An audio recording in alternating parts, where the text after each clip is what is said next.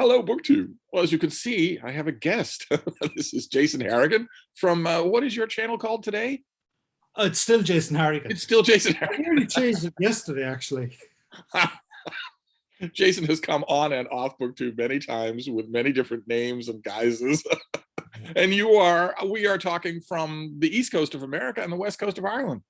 That's it. I'm here in County Clare.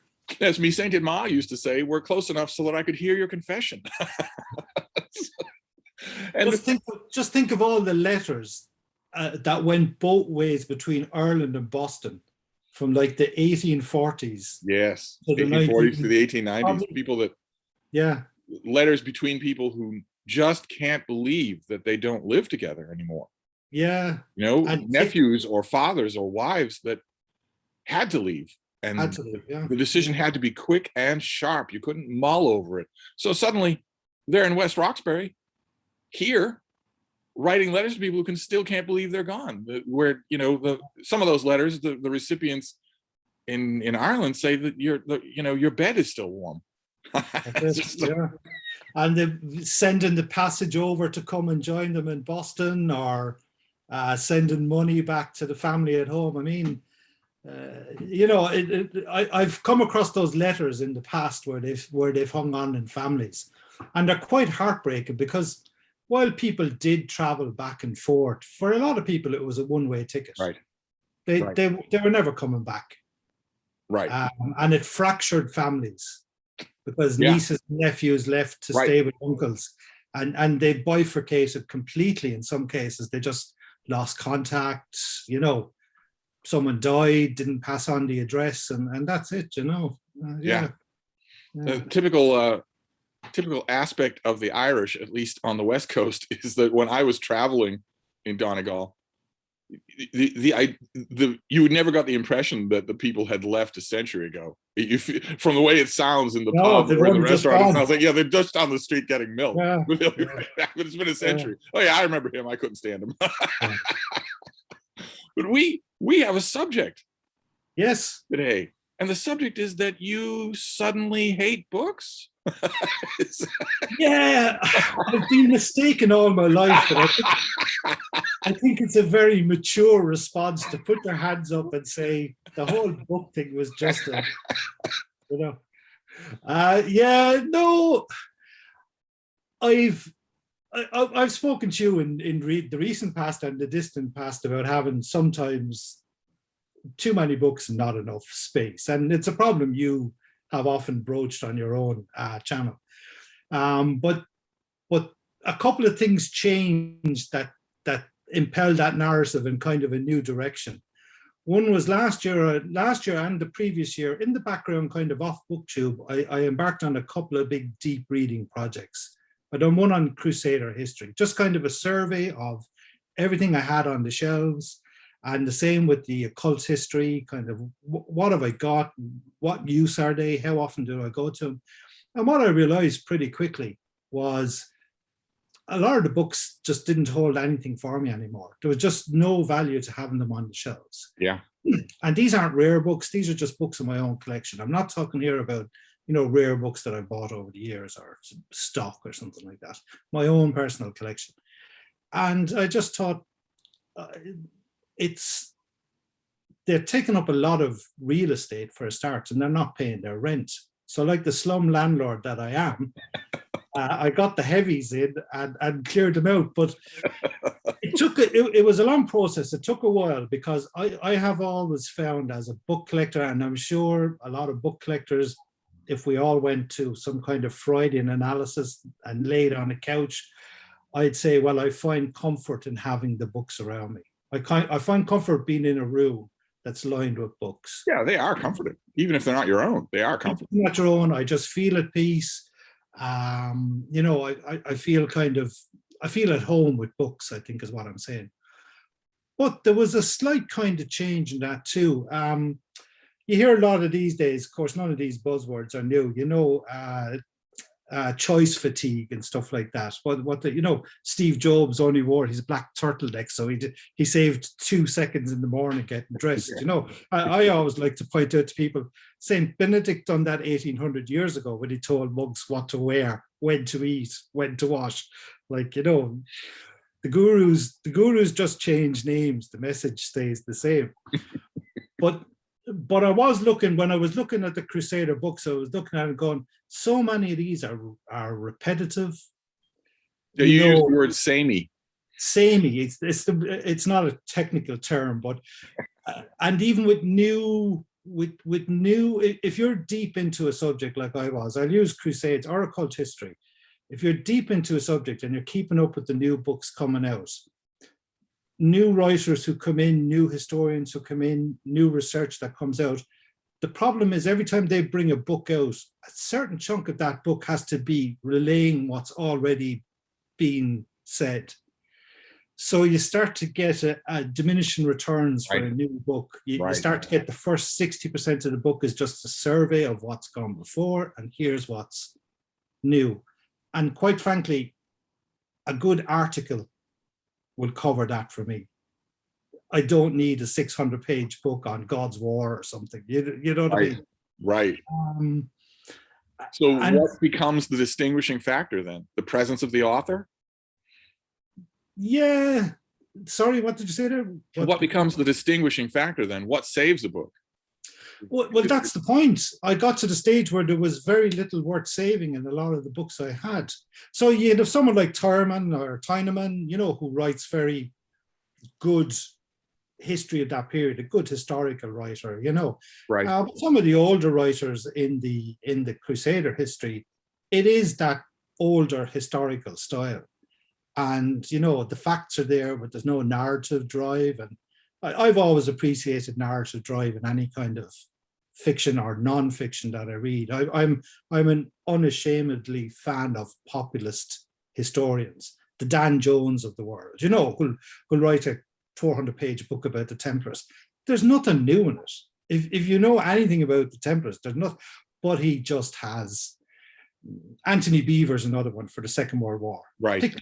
Pick a few anecdotes, dive into a few diaries, put some personality into the story, But for every one of those, there'll be 10. 10 anything at all. Dry, interesting, but just not a fun read. So that was your guiding principle? You looked at the shelves and thought, which of these are earning their keep? That was the start of it. And then what I realized was, am I just interested in this because I've always been interested in it? I made a bit of a joke at the start that I hate books. Obviously, I don't hate books. Look, I still have, I got rid of maybe 85% of my books. I still have 1,000 books at least. I still have a few shelves of books around the place. But what was I in? It's that old thing, I think. If I think back when I was a younger reader in my early 20s and I hadn't been to university. Are you there? I'm here, yes. Oh yeah, sorry, I thought it frozen. I hadn't been to university, and I always felt like a bit of a fake if I was reading the classics. Just my Irish guilt, kind of. I wasn't intellectual enough because I was a welder. I was an industrial pipe welder. What business had I reading? Whoever, insert classic author here, Homer or what have you, or James Joyce. But I found I was buying a lot of Crusader books and I was shelving them, but I wasn't going to them. I was having a look to see what was new and then putting it on the shelf and going, okay, I've filled that gap. And to me, the books have to work. If it's non-fiction or even with fiction, they have to be books there's a strong likelihood I'm going to go back to. I'm a big rereader. I love rereading because I've been reading for so long. Reading a book now that I haven't read since in 10 years, 20 years, 30 years, maybe even 40 years at this stage, it might as well be a new book. You have all the books that you've read in between helping you to read the book a second time. You're coming at it completely different. Right. No way to know what that would be. Yeah, and to me, there's huge excitement in that. But eventually you did go to those, like for instance, Crusader books and read them and found a lot of them wanting. Yeah, I done a big read through last year. I made 3 big stacks of books. I done one kind of just straight history. I done one looking at like the material culture and history of the Crusades, and one that broadened it out from the Middle East. So looking at the Baltic Crusades, the Albanesian Crusades, different concepts of crusading. Even if you like into South America, the conquistadors, that's a definition of a crusade in lots of ways. And as I went through them, I went, this just doesn't do it for me anymore. Just doesn't hold my interest. I've gone through the same thing myself with different historical periods where you look, you realize, okay, I have 35 books on this subject now. But it always reminds me, it feels a little soiling to be reminded of this, but it always reminds me of the disgraced historian David Irving, who in his trial said that he is not the kind of historian that fills the shelves of bookstores. And then he characterized what those historians do. He said, historian number 1 will take down 10 books on the subject, never leave his study, read them all, and then write the 11th book. They'll put the 11th book on the shelf, and then the next historian will come along, read that one and the other 10, and make a new book, but never going any further. And there's an element of truth in there that. is. I can't help but think that's why the Academy hates him so much, aside from all the horrible stuff. I think that must have been uncomfortable to have a best-selling historian call you out like that. Yeah, I think for me, it was just a kind of realization that, not like a midlife crisis random, but like I only have finite space for my books. I share a house with 4 other humans and 2 cats, which don't take up much space at all. But I'm my wife and 3 kids. And my boys are teenagers now. My daughter's nearly a teenager. And teenagers accumulate a lot of stuff. They do. They do. So space was really becoming an issue. And they're very understanding because I've always had a lot of books. So it wasn't like suddenly there was like piles of books everywhere. There's always been shelves of books, and I'm reasonably tidy, actually. I keep them reasonably well. But I just couldn't justify giving over the space that I had to books I was never going to read again. So you're about to become the father of 3 teenagers? Yeah, at the same time. Oh my God. The same thing, I think, is going to happen. I had hair a couple of years ago. You and Mark are just going to be suddenly in your 90s. The sheer exhaustion of having teenagers in the house. Yeah. So what I decided to do was I over the last few months, I've had a few little clear outs. I kind of was tipping at it. It was kind of foosting around the edges. And then I went, the only way to resolve this is to use that hackneyed cliche about the Band-Aid, was to rip it off. So I have an equivalent of a Brattle Books here up in Galway. I don't get there as much as you would, but I know the owners. They're good people to deal with. They were a good fit to come and take away a huge volume of books. So I spoke to Charlie Burns, as the bookshop, Charlie Burns Bookshop in Galway. And he arrived down with a van over a couple of days, and we boxed them up happily together. I loaded up the van and sent them off on their merry way. And I didn't feel any real pangs of... No. That's when you know that it's right. That's when you make the right decision. Yeah, it was relief. Yeah, right decision. Yeah. And I have, probably with you, I have a very large store credit available as well, because I took a chunk of it in credit and said, well, I can go up and restock my shelves with stuff I am interested in. I'm not going to stop buying books. I was up there last week and bought some books. I showed a bit of a book haul yesterday, after having a break. But my focus has changed. Yeah. I have to wonder how many people shopping in his shop are going to see the books and just say amongst themselves, gee, Harrigan seems so healthy the last time. Let's assume you're dead. They'll see thousands of your books and just assume you're dead. Because with that many books, there's going to be stuff left in them that identifies who I am. I didn't go through every book, including probably a few random 10 and 20 quid notes and stuff like that. I used to be a devil for sticking a tenner in a... That's how I identify a lot of old-time Brattle cronies who have dropped off the twig, is that their collection will show up on the buying table. Yeah, I will look at it and say, well, there's no way that he gave this up voluntarily, so he must have died. yeah. So yeah, I was doing that. Is it the Swedes do that pre-debt clear out? So maybe that's what I was doing. But we skipped a step, because I want to know more about what the paring knife was. You say books that weren't working anymore, that weren't earning their keep. But what describes that? Because plenty of books stayed. Okay, they did. Plenty of books stayed, but only in areas that I'm actually actively interested in pursuing and collecting books in. So let's make a little small distinction between me as a reader and me as a book collector. Right. Okay, right. which is a divide. Okay, the two separate sides for you. Right. If a highly anticipated, really good Crusader history comes out next month, I'm going to get it and read it, but I'm not going to keep it. Mm-hmm.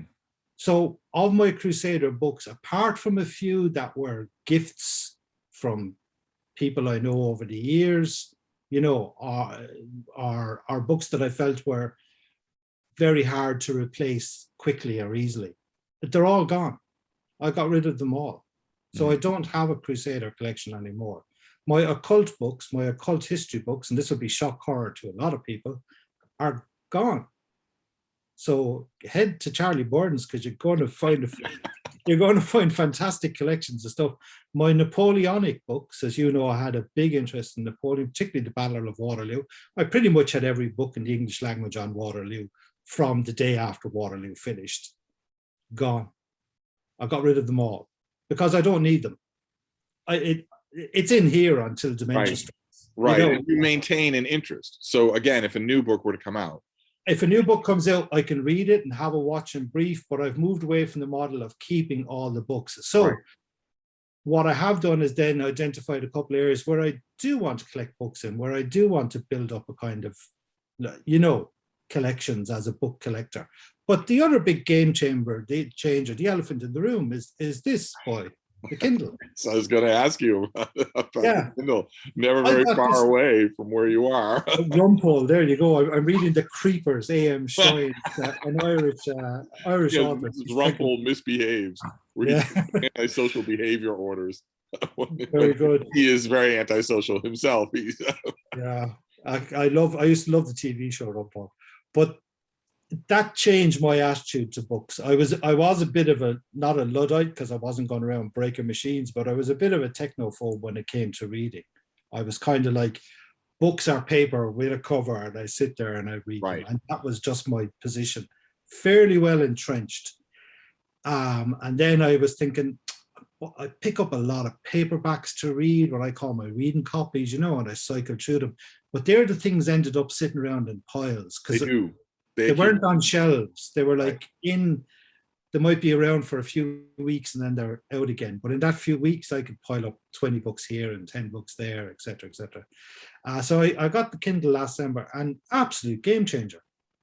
Absolute. I love it. Surprised you? Were you expecting that you would not like to read on it? I got it wanting it, but fully prepared to go, see, I'm right. It's absolutely terrible. Yeah. So that didn't happen. No, and my wife, Gerda, got it for me for my birthday was in December, just before Christmas, and she got me the Kindle Unlimited for a year. And the first thing I done was I made a decision actually almost instantly when I got it, because I opened it up and I went, this could be very overwhelming. There's so many books to put on this device. And I'm just dealing with a situation where I have an overwhelming amount of physical books. So let's not make the same mistake in the digital world. Just because I can have 10,000 books on it, going back to that decision fatigue, I keep it fairly lean. Now, I've already managed to put a few hundred books on it, but they're books I want to read. They're books I'm actively reading. And then I have replaced some books that I've gotten rid of with the Kindle version. And I love that I can put notes in, you know, annotations. I can link things. And I set up kind of folders. So I had fun with it, set up folders and put books together that made sense to me. I have my own shelving system, you know. The organizational aspect of it is what allowed me to justify having thousands of books on the Kindle. Yeah. I'm not picky at all about what goes on the Kindle because it's not taking up space on shelves. No. Not for real. I mean, it's on one device. I can certainly find it. If I have to, I can certainly find it. So I don't care. I load a lot on. And Yeah. Kindle Unlimited is pretty interesting. I'm sure I'm sure I'll end up with thousands on it, but what I didn't want to do was a big data dump and then have to sort it out. Right. Side load 1,000 books from a couple of zip files and stuff like that, and then go, oh, and some of those aren't the best quality books that I've seen. Right. Some I've looked at, they're not formatted the best and stuff like that. So I just use the Kindle store. I keep an eye on daily deals. I pick up books. I don't mind if I was going to pay 10 or 12 or 15 or 20 pounds for a book anyway. I don't mind paying it for the Kindle version.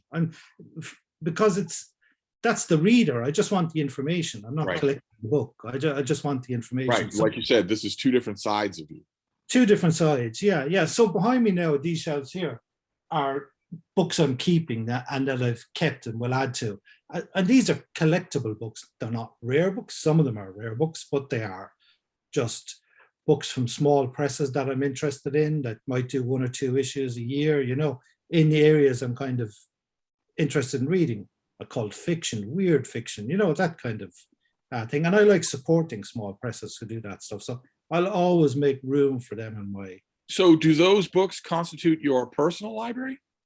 Or are you saying you don't have a personal library anymore? No, they're my personal library. They are. Okay. Yeah. And so I have these 2 shelves here, literally. They're kind of down to the floor. And I have the same, like one half of this just here, which has the top 3 shelves are Umberto Eco, #EcoFiction23, starting in February. Yes. In the bio. Where, for those of you who don't know, we're going through the whole of the author's fiction. It's only 7 books. You make it sound like it's a lot. It's 7 books over a year. Foucault's Pendulum is a Widowmaker all by itself. Oh, yeah. Well, we'll start with The Name of the Rose, probably in February. I don't think I'll kick it off in January. It's a bad month to start anyway, because loads of people will agree to do it and then drop out after a week because all the bright, shiny things they got for Christmas will be calling, I can't wait. I can't. Yeah, it should be good. I'm going to be rereading. I have not read Baudolino since it came out. Yeah. I read Cemetery. I thought Prague Cemetery was immensely impressive. Yeah, and it got... The time that I read it, I liked it more than anything that he's written. I don't know if that will stay true when I... Yeah, and that book, got a bit of a hard time when it came out for reasons that bemused me, because whoever was giving it a hard time obviously knew nothing about Umberto Eco or what he was writing. Right. It was a pure example. It happens once in a while in my profession, for instance, in the critical world. I hate to say it, but it's true. It was a pure example of negative repute deriving solely and obviously from the fact that people have not read the book. Yeah. It's really, really bad. And interestingly, in a time, not to get sidelined here, but that's what happens in these conversations, in a timeline when it came out, and the year is going to escape my mind, but I remember thinking to myself, this was also at that time the rise of the kind of cancel culture and the awareness of terms being used in books, that certain words were okay and certain things could be addressed and other things probably shouldn't. And I remember thinking this book has fallen foul of an early version of, he's talking about the protocols of the elders of Zion. Right. Anti-Semitic much, Right. And the attitude behind that censorship, that new censorship, is that at the beginning, at the early era that you're talking about, now it's just vicious. But then it was, you have made a mistake. And we are the neighborhood watch group of mid-witch cuckoos, and we are gently reminding you that you have made a mistake. I saw running through so much discussion about Prague Cemetery, and I wanted to say, of all the authors in the world that you are accusing of being unaware of what he's writing, you pick this one. You pick this one. Is that because Borges is dead? Is that why you pick the one person? I remember even at the time being so annoyed by it that I actually went onto Amazon and left a review saying, see all these other reviews, these people haven't even read this book. No. To mind everything that's come before. this is literally a guy who wrote a book like How to Spot a Fascist, and you're on here accusing him of, being a right-wing extremist. Okay, let's tease that one out a little bit, We are digressing. Yeah, let's go back. It could have something to do with the west coast of Ireland blood that runs in both our veins. Yeah. We digress as we breathe. But there are a couple of things I want to get to that I want to go back to. Like, for instance, the Kindle. Yeah. Just seismic here. I don't think that you are aware. You and Mark Richardson always seem to underplay the way the rest of BookTube watches what you do. And on Instagram, he was posting pictures of gigantic towers of his own books in boxes going out of his collection. And then you post video with empty shelves. I don't think you're aware of the shockwaves that went through because of that. And in both cases, there's an element of e-reading. Yeah, I'm not saying that it's the villain, but I'm curious to know. So you had a moment when you I've noticed that people, not Luddites, but people who were in love with paper and print books, get an electronic reader, and there are two hurdles. The one is that they wonder if they can figure out how to use it, just how to navigate on it. Amazon makes that very easy. That hurdle is not an issue. But the bigger hurdle is that they wonder if they can fall into a book, if the world will fade away. The thing that made us all readers to begin with is that. I absolutely understand your second point about falling into a book, because for me, reading always has had that element of physicality. The heft of the book. I was going through some older books. You laugh at this, not in relation to it, but just the heft of a book. Shriver. Look at that UK trade paperback. Look at a pan edition. What are the numbers at the bottom? 12.6? 12 and sixpence. Oh, okay. It was originally £3, 10 shillings. But there was, I mean, it's completely outdated now, but there was something about the heft of a book, the physicality of a book. I'm not going to get into the smell of a book and all that kind of stuff. I only smelled books to make sure they weren't riddled with damp, But there's something about the heft of a book was comfortable. And I think a lot of it, especially as someone who read for a long period of time, is memory muscle. It's a reflexivity. Whereas this is the paperwhite is thin.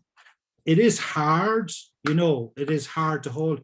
But like, I'll often post a picture of my in-car entertainment because this comes with me everywhere. Yeah. As a dad of teenagers, I'm dropping and picking up like a taxi. And the amount of extra reading I'm doing, because I'd often forget to bring a book if I'm running out to the car. But I'll pick up the Kindle and I'd grab and go. It literally would be in the back pocket of my jeans. And I read everywhere with it. And I fall into reading. I'll read that in bed and I'll stay up that extra hour just to knock out the last kind of 100 pages, and I started not being able to do that with books because of my eyesight and because I'm getting older and it gets more uncomfortable. The Kindle actually allows you to read in a huge amount of situations, and importantly, read comfortably and read undistractedly. I thought the technology would be a distraction. The page, the font, the light, not at all. And I've developed my own little, I'm sure everyone who gets it, I have a thumb held here and I just next page, and I love it. Absolutely love reading on it. It's fantastic, And I want to get back to another, because Zoom has just told me that we're running out of time. Okay, yeah. It was like 5 minutes. That was going to be true anyway. I want to get back also to, you mentioned like your library on the Crusades is gone. Gone, yeah. Your library of occult literature is gone. Occult history. I've kept occult fiction, but yeah, occult history, yeah. When you say that, do you mean everything? Or did you keep, like, for instance, you mentioned Timon's God's War. It's a pretty good big book. God's War is gone, yeah. It's gone. God's War is gone. But Runtman. Stephen Runtman's gone, yeah. Wow. So you kept even the folio, the 3-volume folio sets I had. Wow. Yeah. Malcolm Barber, Trial of the Templars, the Knights Templar, the Canto. And that in cases like those, that can't be a value judgment. It has to be just that you thought my time with these books is done. Yeah, that's the point I was making. I had started to clear out on the basis of how useful were these books. And then I thought to myself, am I really that interested anymore. Hmm. Because, like, being quite realistic, you can only go so far in some subjects. When the sameness becomes too much, that return of that ROI isn't there in chasing down the rabbit hole. Whereas other areas that I do like, I'm a big fan of oddities, things that are weird, unusual. They're endless because they circle back on each other, they layer over each other. You can go the serious or the speculative route. So I love that kind of stuff. But yeah, I just decided, you know what, Napoleonic history, for example, I'm kind of done with Waterloo now, and I'm done with Napoleon. So I sent him off to St. Elba. So this was, you decided, I want a different book collection. Absolutely, yeah. That's astonishing. And That's astonishing. No one a does. different book collection, and it's so exciting. Like, there's all the Penguins I've kept. Those are all of them. That's all the Penguin classics, and that's like Thomas Ligotti, Clark Ashton Smith. There's like Dracula, Anton Ray Russell, that's it. The rest went, and I had a wall, much like you, and just boxed it up. And now there has to be. I mean, people who are watching are probably their jaws are agape, and probably skittering through their mind is, if I did that, I would regret it instantly. Are you going to miss any of these books? No, I don't think so. I mean, I can go get any of them again if I really want to. But, there's no rules to book collecting, like there's no rules to reading. I've always said, to putting my dealer hat on, if you like, even back in the day, I always said to people, and I've said this to you in a discussion before, collect what you love and you'll never be disappointed in your shelves. But love can be fickle. And I have fallen out of love with some of the things that I collected. And while I still like them, I only want to visit them. I don't want to spend the rest of my life with them. So I moved them on. And I think it's healthy. I say it kind of off the cuff, but it's a physical recognition that I have changed over the last 35 years. Which is healthy. Which is healthy. Yeah, I'm not in some kind of time capsule. And my shelves shouldn't reflect, like Bruce Springsteen, the glory days. You meet those people and you knew them as teenagers, and the only thing you can talk about is what you've done as teenagers. Right. Yeah. There's nothing to bind you in contemporary. Your modern lives have diverged so much. And I'll be honest with you, some of the books I have had them 30, 35 years, the same copies. When I've lived overseas, they've been packed away. I've come back then, bought a house, got them out, set them up, hugged them, old friends, lovely to see. But you know what? Yeah, I've changed. My tastes have changed. My interests have changed, because I'm a naturally curious, inquisitive kind of guy, and I need to always feed that beast. I need to keep that furnace filled with new things to explore, and explore deeply. I'm going to go deep into monastic history in all its forms, not just Christian, not just Thomas Merton or the Desert Fathers, but this idea of this subset of people in every culture who feel a need to pull away from the mainstream. So looking at all the kind of the physical aspects of it, the kind of psychological, the religious, and to me, that's a whole area now that I can dive into. And like, I won't be doing every second booktube about monastic books, because booktube is often about answering tags or doing book calls, or here's a couple of books I've read, but I don't put my whole reading life on booktube. I suspect you don't either. No, I don't. I suspect a lot of people don't. A lot of people don't. I don't curate it maybe as much as I should, so it can seem very disjointed, but all these things are pieces of a larger whole that make sense to me. And I think what I'm saying is the book collection, the books that were in my background, no longer reflected where I am as a reader. Whereas so you would go by your shelf and you would say, I used to be interested in you. I used to be interested in it. Whereas it shouldn't be there. No, so the books I surround myself with now, I still like that comfort. I'll never not have physical books, I think, but really, they pique my interest. They do stop me when I walk by. Yes. And I do go, that reminds me, I need to Right. jump on, get my notebook out and make a note that I need to track down this book because I read about it in that, so it's like your work on criticism and your work on reviews. It's a working library. Right. Well, that's I what you're don't have a describing. lending library. A living library versus a dead one. Yeah, my library is not a lending library. It's not it's a working library. It gives me pleasure and it gives me information. And for me, those two things sometimes are the same. I love learning. I'm a lifelong learner. Never stop. Ancora imparo. I have a bronze plaque that says it, that's it. So I had a dead library. That's what I had. I had a big chunk of my library was dead, and I needed to revive it. And